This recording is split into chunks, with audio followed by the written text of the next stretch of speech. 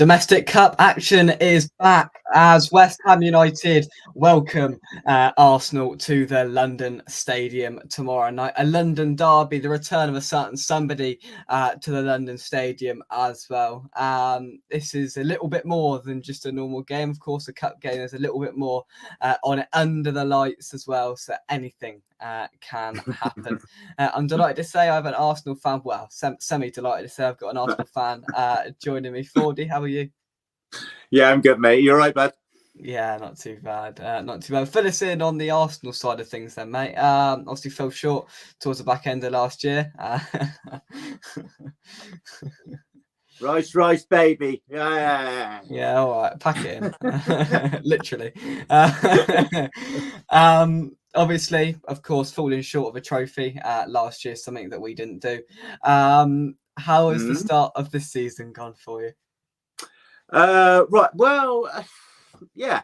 I mean, we can't complain because we're still unbeaten. So, but there's some mufflings around. I mean, I went the other week, and we're not as fluid as we were last year. So there's a few little teething problems that Mikel has to sort of sort out. We've got a few new players, obviously, and a slightly different system.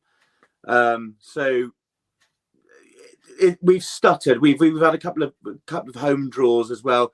The home game against Fulham, where we dropped points as well. I mean, that sort of got a thing going, and we started Thomas Partey at right back and this inverted left and right backs. So there's a few things that have annoyed Arsenal fans.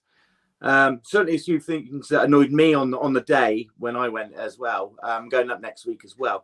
But it's fine. We're unbeaten. So we're on the coattails of Man City and those other horrible lot from up the road, and it should be fine. I mean, leagues aren't won in October and November. We know that, so I'm sure we'll get a little bit more fluidity as the season goes on. Anyway.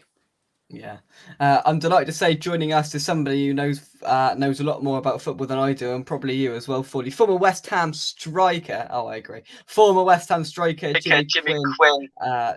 Joins us. Jimmy, how are you? I'm good. Oh yeah, all right. Good evening, Jimmy. You're right. Yeah, great. Nice to meet you, mate. I'm still alive at my age. That's a bonus.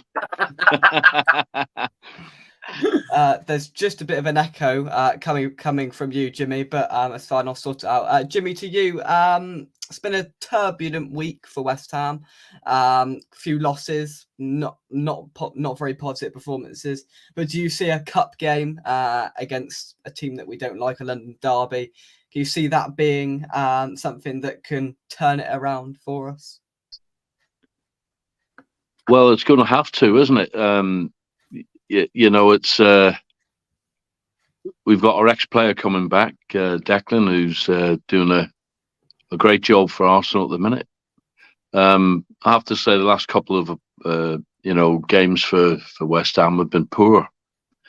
I was at the game on Sunday, and apart from the first sort of 15 minutes, we were second best all over the park. So it's a bit of a worry. There's one or two players that have gone hiding a little bit. And I'm quite sure that Arsenal will be smacking their lips. But it is a London derby. Our ex-players coming back. And I think our players will have one or two of them will have a point to make. And the pressure is off us a little bit. It's always better when you're the underdog, when people don't expect you to win. So, Arsenal are doing very well at the minute, as everybody knows, and we haven't in the last few games certainly not played up to standards. We started the season very well, but I don't know what's happened really. There's one or two players for me that haven't really sort of sparked yet, and you keep waiting for it, but it doesn't seem to happen. But maybe this is a game it's going to happen in, yeah. Yeah, it seems like that you can definitely see a resurgence is what we're after, a response. I think you probably had a much better view than I did on Sunday, Jimmy. In your nice box, but for me, we looked out of ideas. Moyes looked out of ideas. I'd agree. After the first 15 minutes, I thought it was incredibly poor, and I'm sure Mikel Arteta has watched that and went, well, this could be a reasonably easy evening. But we've got to make it difficult. We've got to make it a hostile atmosphere in there, as I'm sure it will be under the lights. You know, there's a lot of discrepancies and unhappiness in the fan base towards a certain player, and I think that could make it a little bit more tasty as well. Fordy, can you see from an Arsenal perspective, do you think this is a competition where Arteta will be looking this season to go, let's get some silverware under the belt, and this is probably one of the easiest paths through? Yeah, I mean, I think every trophy for Arsenal this year is up for grabs. The difference is we have no excuses this year. We have a bigger and better, more depth in our squad. So the only thing that is, is that the squad players that come in, because we won't be full choice anyway. But you can see your Smith Rose coming in. Maybe Cedric's El Nene's, and we will have some first teamers up. But it's how we sort of manage that squad. We've got a lot of games coming up to Christmas and a little bit beyond as well. We've got Champions League. Obviously, there's a couple of midweek fixtures in there for the league, and the progression, if we do, in the Carabao Cup as well. The squad has become very, very, very important now. But there is no excuse for it. We've invested heavily. Declan didn't come cheap. We've had Timber. We've got people that have cost a couple of quid here, and we've got to manage them. We've got to use our squad very, very meticulously, and I think we can probably rest. This can be very tongue in cheek here, but we can probably rest a few tomorrow, and I don't mean that in any disrespect, but the Champions League will probably take priority. So the Carabao Cup for us, of course, is a trophy we probably want to get. We haven't had a trophy for a little while, but there is bigger fish to fry for Arsenal. Maybe not for you, or maybe this is another cup run for you guys. But looking what I've seen of West Ham this year, I watched the game on Sunday as well, and it was pretty devoid of ideas, to be honest with you. So I don't foresee many problems tomorrow, to be honest with you, but it depends on the squad that we pick and the players that come in and do the job. That's the only thing we have. Some of them haven't played a lot of football. We've kept the same sort of side in the Premier League for quite a while. We've tinkered a little bit in the Champions League, but when it comes to these cups, you can see about five or six changes, I would see. So it'd be interesting to see what side he puts out tomorrow. But whatever side he puts out, I'm sure it'll be good enough for you, Rubbish, anyway. So. Yeah. We'll come back to that tomorrow night, shall we, Fordy? Jimmy, how can you see Moyes setting up tomorrow? Because he'll be wanting a response, because he won't, as a manager, want to go 4 losses on the bounce. That is for sure. So can you see that hanging over Moyes and him starting not a full strength side, but probably more first teamers you'd expect if we'd have beaten Everton on Sunday? Do you feel like there's probably a little bit more pressure on Moyes' shoulders to put out a team that he knows will at least put in a performance and give Arsenal a go? Yeah, well, I hope you're right that they don't play everybody Arsenal, because that's the only way I think that we'll get anything out of the game, because man for man, you'd have to say that Arsenal are a far better team at the moment. But some incredibly poor performances the last couple of games anyway. And this changing, and I know it's all about squads now and that, but I always feel that, particularly when I played, you always played your best side. Because if you didn't and you lost the game, it just puts a little bit more pressure on the next game all the time. And it was a bit like the start of last season. We won the Europa League last year, but our league form was very similar around this time. We were very, very poor at times. And it was the Europa Cup that actually kept probably David in a job, if I can say that. Because the fans were booing at half time, and they were booing at the end of the game, and it wasn't good football to watch. It was terrible, a bit like Sunday. It's gone back to that mode that you wait. We never had a shot in the first half. I mean, being an ex-forward, that's the sort of things you watch, and I used to pride myself when I played, and most of the forwards in my day were, how many shots can you get in a game? And we never had one shot at goal in the first half in 45 minutes. That's alarming for me anyway. So it's down to the manager. He needs to wave that magic wand, and whether he makes any changes from the game before. I thought Antonio needs a rest. He was way out of sorts for me. He wasn't anywhere near it. Even when he tried to cross the ball, it was hitting the first defender. There was just nothing happening at all. And sometimes you need to be taken out of the picture as a player, because you can get into a rut.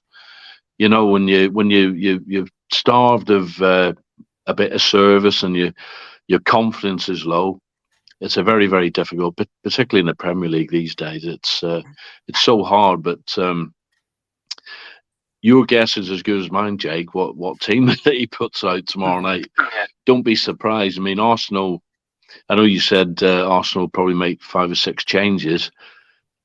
West Ham might do the same. I don't know. They might be looking for next weekend's game. I don't know, but it's a London derby. If I was a manager, the first thing I'd be saying, listen, lads, forget about everything else. Roll your sleeves up and let's get stuck in. Let's have a go. Let's give the fans something to shout about. I literally could have fallen asleep watching the game at the weekend. Well, you watched it. It was embarrassing, wasn't it? There was nothing. It wasn't great. I mean, we beat Everton last year 4-0 in the same fixture. But after about 15 minutes, when we sort of sussed out that we weren't going to get much out of their defenders, it was all Everton. They looked a far better team. They looked to have players that were in form in the different positions. Llewellyn up front obviously got the goal, but last year he never had a kick in the game we played when we won 4.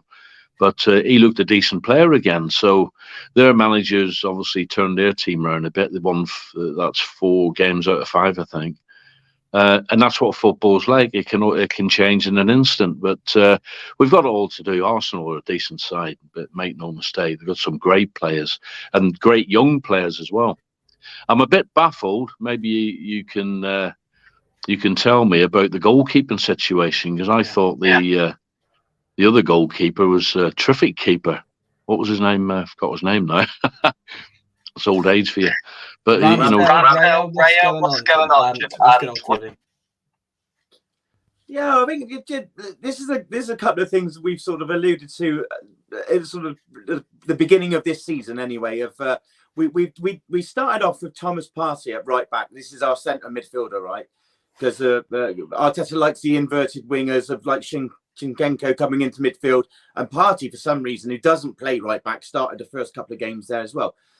And then Ramsdale started the first couple, obviously because Raya was signed quite late towards the end of the transfer window. And without Ramsdale really doing anything wrong, Raya was put straight in. And the talk was that if one made a mistake or if one needed a rest or something, they would rotate. But he's stuck with Raya. He hasn't changed him whatsoever, and it has put a lot of Arsenal fans back up. There's quite a kinship with Ramsdale. He did make a few mistakes towards the end of last year. They were picked up on by Mikel in a couple of interviews as well. And when Raya became available, they were straight in. There's a deal that we probably don't know about there, because we've signed him for 3 million. On loan with a potential thing to buy next year. So he isn't actually an Arsenal player. He's only on loan at the moment, but he's number 1. And to be honest with you, Arsenal fans have to get their head around it. Mikel's made the decision. It's a brave one. It's an unpopular one in the fan base, but there's been a couple of dodgy moments, but he hasn't really done a lot wrong. But so can you expect Raya to start tomorrow? Well, I'm quite old school when it comes to that. I always think that your keeper that's playing should play anyway. I know they drop keepers you'll often find like the number 2 comes in for these cup games. Like even when you get to the FA Cup final, which I find completely ridiculous, that I know that your number 2 might have played in some of the earlier games. You always play your best side when you get into your quarterfinals, semi-finals, and final. I find that ridiculous, but you do have to appease your number 2.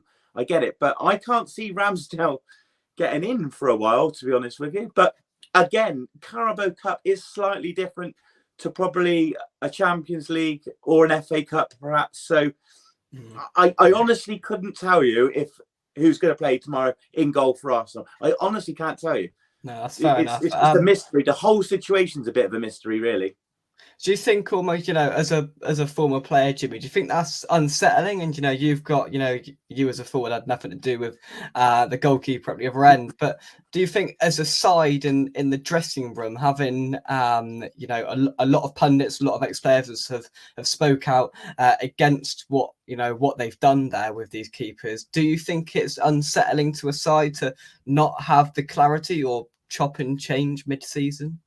Well, it doesn't seem to be affecting Arsenal at all, but they're both very good keepers in their own right. But Ramsdale's point of view, everybody wants to play, don't they? So it's a difficult situation for the manager. Ramsdale's got to probably wait until the other keeper has an absolute nightmare in a game where he drops something or lets something in easy or whatever to maybe get another chance in goal. But yeah, everybody wants to play. It's not nice sitting on the bench watching games, and they're very fortunate, Arsenal, to have 2 such good keepers. We've sort of had the same sort of thing, haven't we? We've had Fabianski and Areola, who's in the goal at the minute, who, to be honest with you, I thought it was a big shout swapping them 2 round, but Areola's proven to be a very decent keeper. It wouldn't surprise me tomorrow night if Fabianski's in between the sticks again. So I'll have to wait and see what Mr. Moyes picks, But I'm sure, it'll get sorted. And as I said before, it's a massive game for West Ham United, playing Arsenal.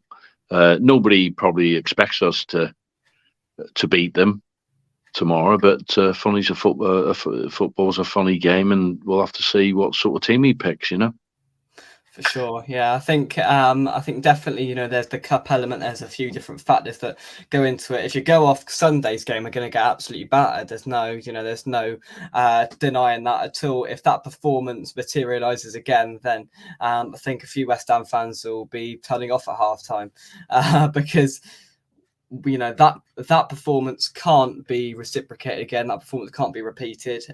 David Moyes needs a response because the pressure is mounting on him. Let's take some comments, see who has joined us. Sharky, thank you very much, Steve, for joining us. All good, thanks. Had a few trick-or-treaters knocking on the door. We've had nobody yet, which I'm not too fussed about.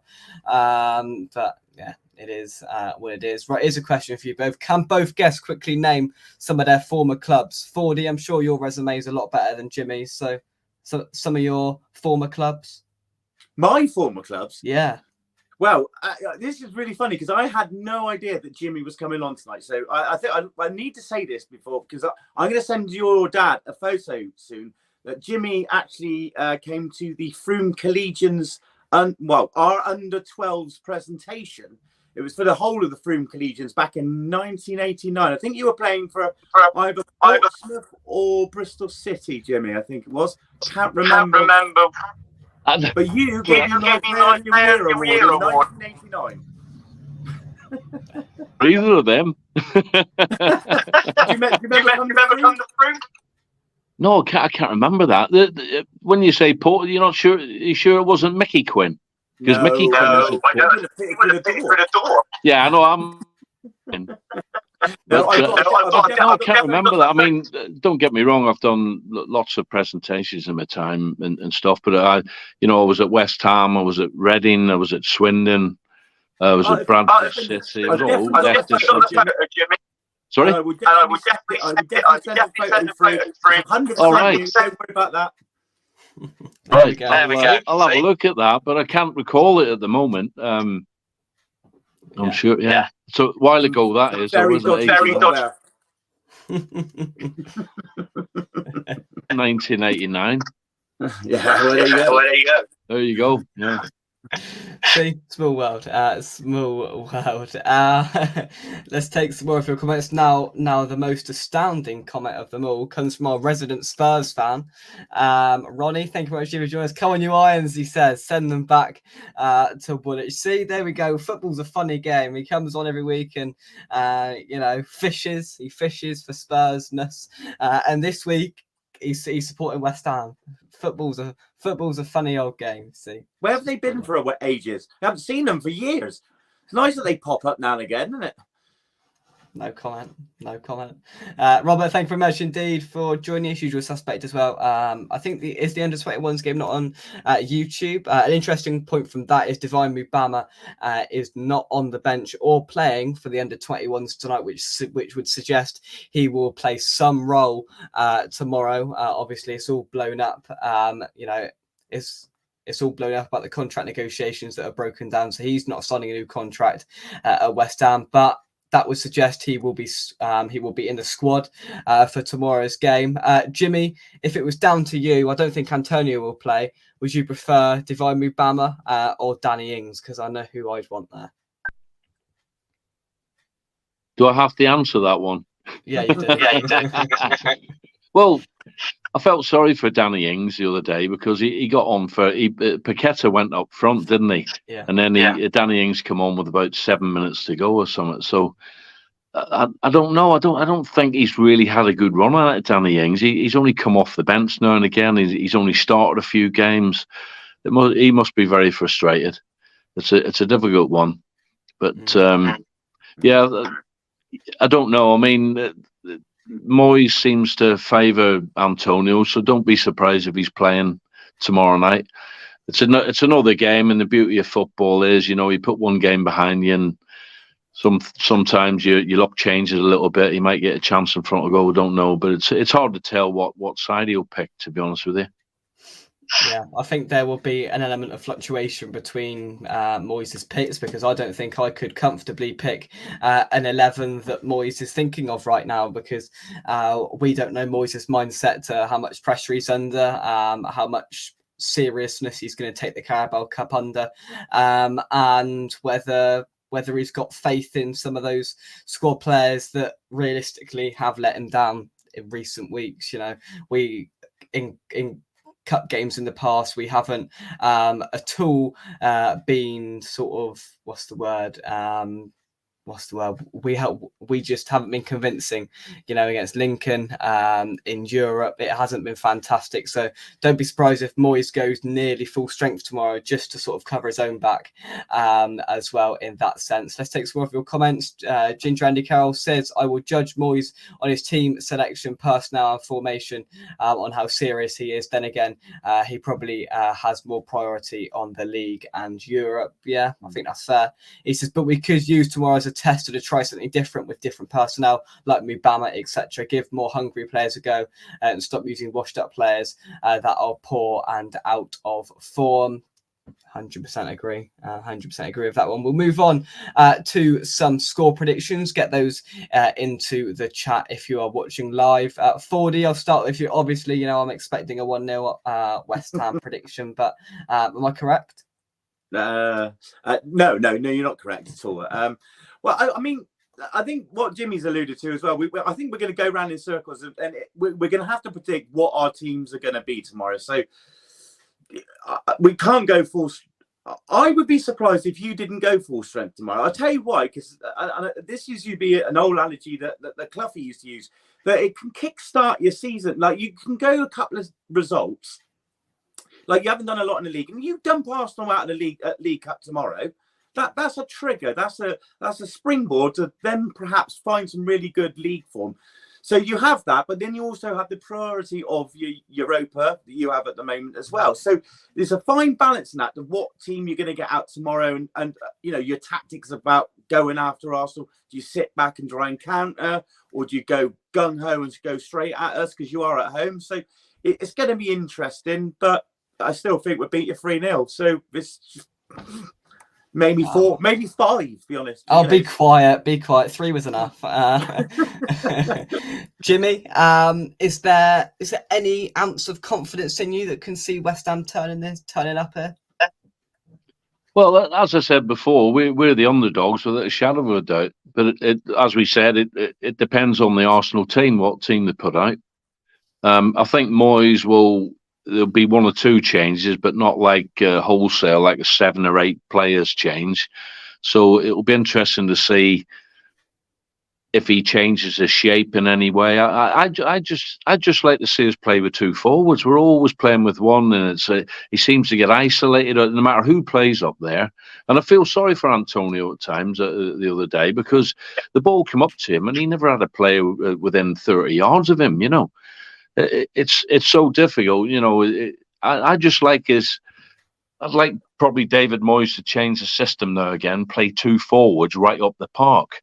He played Kudos deep of Antonio the other day, and when I thought it should have been the other way around, because Antonio was an ex-winger and he's better at running at people, and Kudos he's got a trick up his sleeve. You get him 1-on-1 around the edge of the box, he's more than capable of throwing a leg over it and to open up a half a yard to get a shot away at goal. But he was playing as another midfielder for me the other day, and he just seemed to get crowded out at times, and he got fouled a few times and whatever. So yeah, I'd like to see him play a bit further up the park, and I'll have to see if he makes any changes in that department. But it's a difficult. We need to do something after the last 2 games, that's for sure, because we haven't looked anywhere near it. And the only thing I can say is, it's another game. Football's a great game. You can go out and under the lights. I remember Upton Park; they're always the best games midweek. I'm sure it's the same at Arsenal, the midweek games.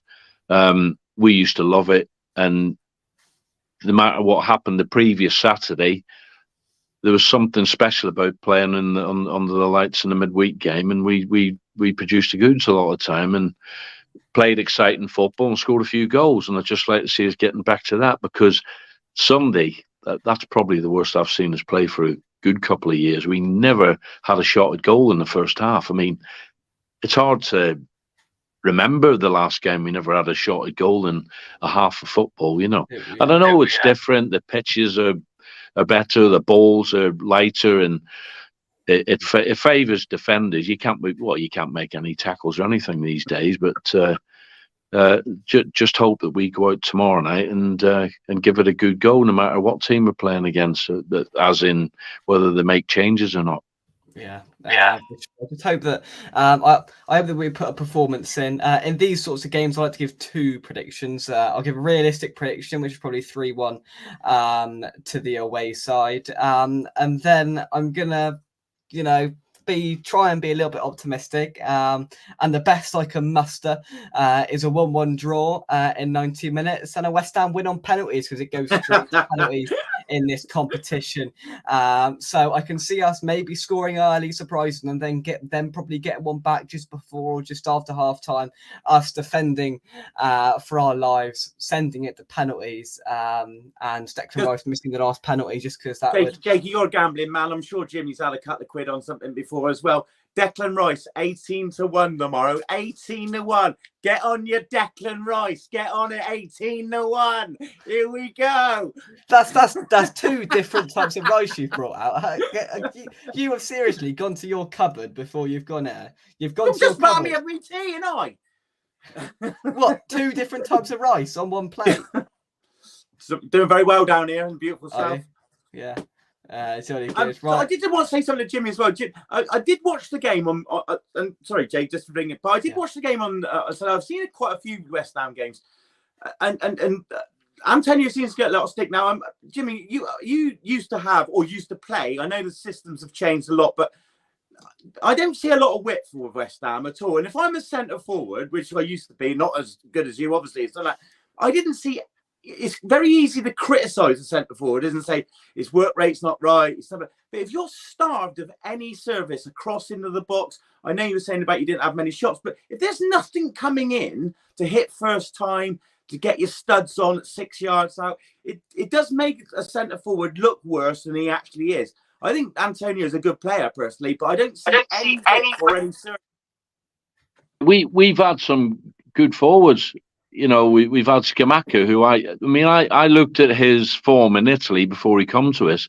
He's a good player. He's a good striker.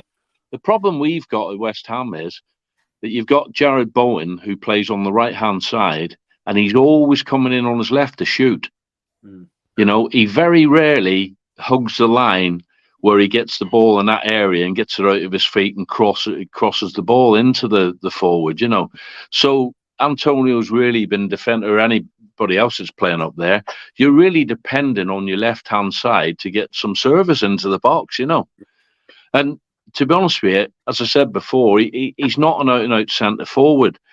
I mean, when I played, and you'll know what I'm talking about here, you used to stay well away from the wingers, and you had to do your stuff in the box. You either had to pull off to the back stick, and then if the ball came in, you could get across the defender in front of him, or if you started near the near post or the centre, you made a little movement towards the ball and you pulled in behind him, because the defender can't watch you and the ball at the same time.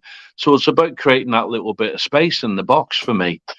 But Antonio, being an ex-fullback come winger, he tends to be, and I've looked at many matches he's played, he's great with the ball at his feet, running at people, but he's not so good when the ball's crossed into the box. Unless it actually hits him pinpoint, he hasn't got the movement in his game to get that yard of space that you need.